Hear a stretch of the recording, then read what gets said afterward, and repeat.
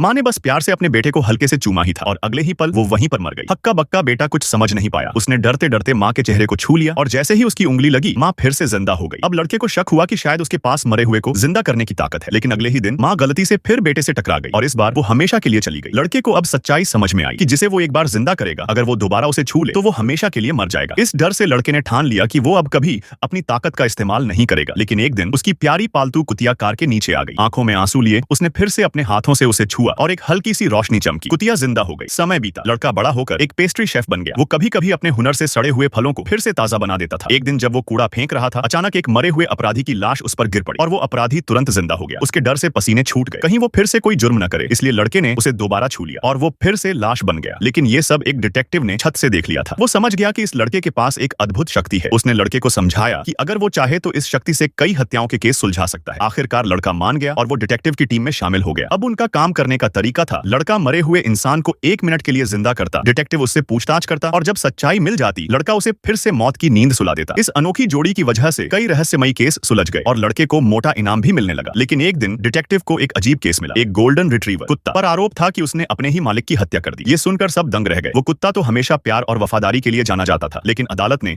उसे 2 हफ्ते बाद फांसी की सजा सुना दी। मृतक के परिवार को यकीन नहीं था कि उनका प्यारा कुत्ता कातिल हो सकता है, इसलिए उन्होंने वही डिटेक्टिव और उस लड़के को बुलाया जो मौत और जिंदगी के बीच से सच निकाल सकता था।